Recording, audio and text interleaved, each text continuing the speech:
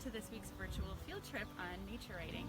I'm Lauren Koshier. I work at the Natural Resources Foundation of Wisconsin, but I'm also a nature writer myself, and I'm thrilled to be bringing you this week's virtual trip. Now, this trip is for you, whether you've journaled since the age of 12 or you haven't picked up a notebook since high school. All you need for today's trip is a pen and a notebook, and maybe a phone or some other item to keep time with. A watch would also work. And what we want to do today is focus on activities. You'll have the chance to practice activities and exercises that you can integrate in your writing process. This is a great opportunity to generate new ideas and brainstorm directions where you might want to take your writing in the future. So we're really focusing on the invention stage, or the early idea generating stages of writing today. I do want to note that there's so much pain and uncertainty in the world right now. This is a moment when we look at what matters, and as a writer, I'm here today saying I believe in art, and I believe in the power of individuals engaging in the creative process, you and me, and I believe in the power of art to help our communities heal. As Terry Tempest Williams says, she's one of my favorite nature writers, we are healed by our stories. So that's the spirit of today's trip, and I'm excited to get started. So to start today, I wanted to share with you all one of my favorite pieces of writing written about our beautiful state, Wisconsin.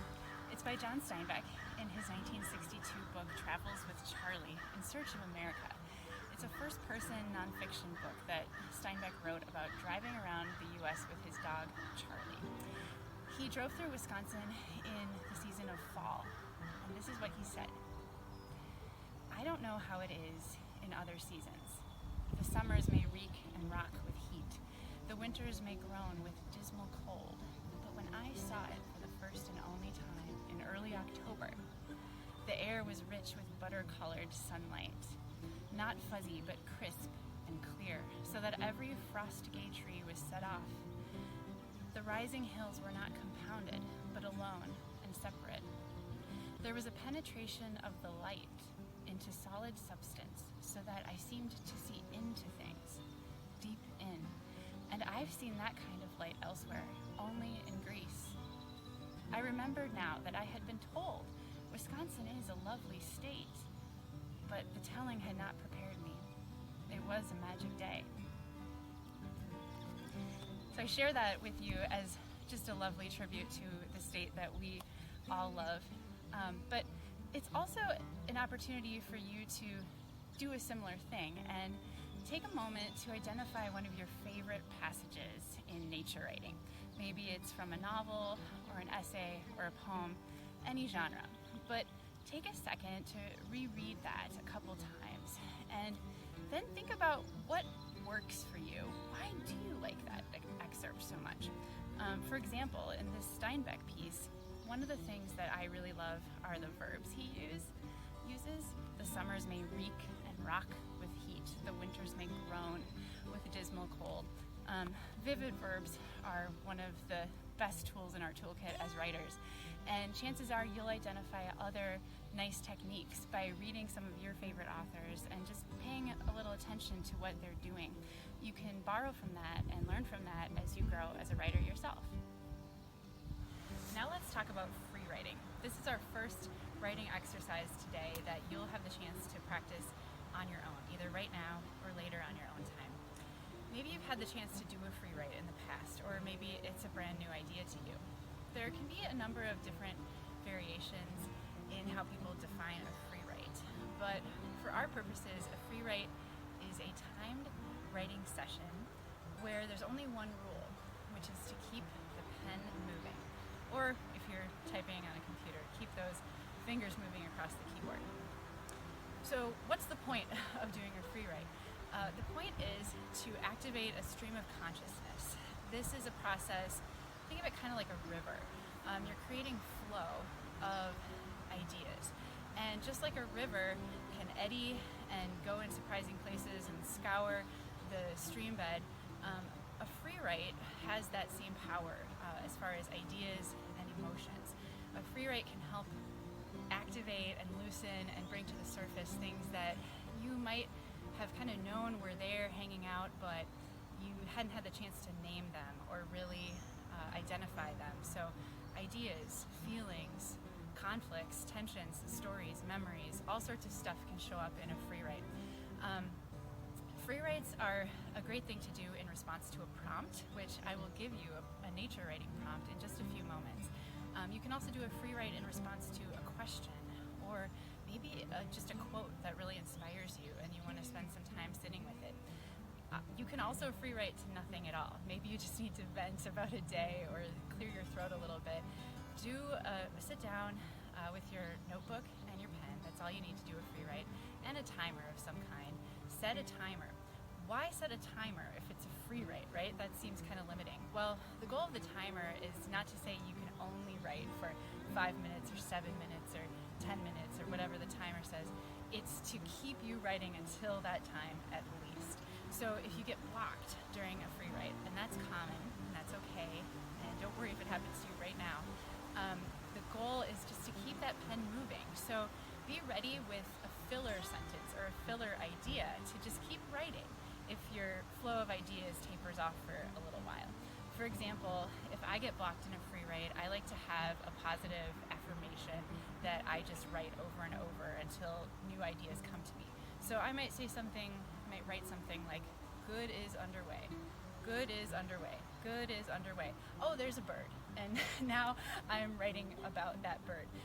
So that's another thing about free writing. Don't worry if you start at one topic and you're halfway down the page, you're 10,000 miles away from that topic, and by the bottom of the page, you're 1,000,000 miles away. Let your mind range and rove. This is really important for growing your creative range and opening yourself up to new ways of thinking about the world and expressing yourself. Two more important things about free writing. You don't have to worry about the grammar school fears of spelling errors or grammar mistakes or not writing in complete sentences or having run-on sentences. No one is going to put red ink on your free write. It's for you only. And it's intended to generate ideas that you can build on in future writing that you might choose to develop further and polish. A free writing is not intended to be something that you would then turn around and send out for publication. It's going to be raw, and that's okay. It's going to be, not organized in a 5-paragraph essay that you might have studied in high school. That's okay too. So it's an opportunity to break some of those conventions that we all have very ingrained in us from past educational experiences, probably. And I love good spelling and grammar. I'm a stickler for both in formal writing situations. But in a free write, this is a good opportunity to let that guard down a little bit and let go of the fear of that internal censor or that internal red ink monster who's going to come and criticize your work. You don't have to worry about that. No one's going to see it but you. And I want to acknowledge that that can be really uncomfortable the first time you do a free write, to let yourself let go of those rules and those parameters. And it can also feel a little bit like too open-ended. Oh my gosh, there's no boundaries here. Where will my thoughts go? It's kind of scary. It's kind of exhilarating. And that's the point. That's why we do creative work. It kicks our butt, and it's hard, and it's scary.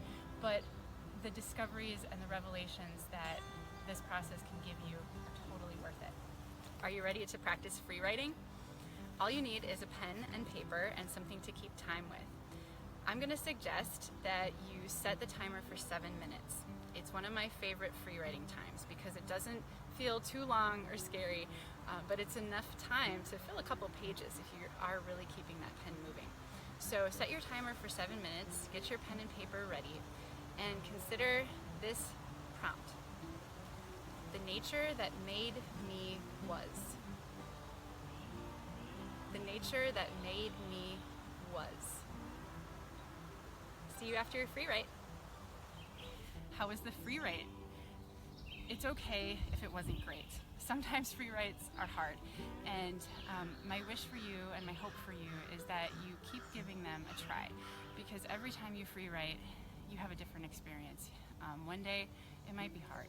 Another day it might reveal something to you that you didn't even know was there. So please keep investing in the power of free writing and make it your own. But now it's time for the second exercise I wanted to cover with you all today.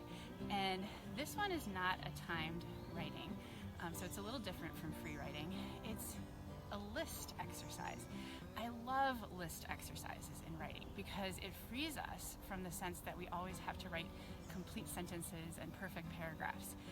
The goal of this is to generate a list of sensory details. Why sensory details? And also, what are sensory details? So sensory details are those experiences that we have so often in nature that we take in through our five senses. So what we see and hear and smell and feel and taste. And I had a beloved English professor who talked about sensory details as a great, quote, authenticating detail. You can talk about a beautiful sunset. We've all seen a beautiful sunset, right? But your sensory details of a sunset are probably different from mine. And that's how they distinguish your experience and your story and your voice. So this is an opportunity to move away from some of the risks that nature writing holds. It can be an easy genre to use cliches in, like a beautiful sunset. It's an easy place to maybe over-rely on adjectives or adverbs, which have their place, but too many of them can sometimes weaken writing. So for this exercise, you can take out a new piece of paper or a new page in your notebook and make 5 headings, one for each sense: sight, sound, smell, taste, and feel. And think back to the place or places that you wrote about with your recent free write, and identify some sensory details that relate to those places or that place. For example, I'm going to give you one of my favorite examples of sensory details, and these were written by a student of mine. He had an assignment to write about a place that mattered to him, and he wrote an essay about his grandparents' property in the Gallatin Gateway of southwestern Montana. So that's the Gallatin River Canyon, beautiful country. He was a good writer, and 10 years ago is when he handed this assignment in to me. I'll tell you, I don't remember anything about his descriptions of the canyon or the river or the mountains or the majesty of Montana. I remember what he wrote about his grandfather's famous breakfast. He said his grandfather made scrambled eggs that looked like snot and tasted like heaven. I love that. And I've remembered it all this time for a reason, because he did a couple of things really well there. One, he used 2 different sensory details: looked like, tasted like. He also made a delightful juxtaposition. How often do you hear snot and heaven in the same sentence? So that's the power of this exercise. You're going to generate ideas that will give some pop to your descriptions and create really memorable moments for your readers.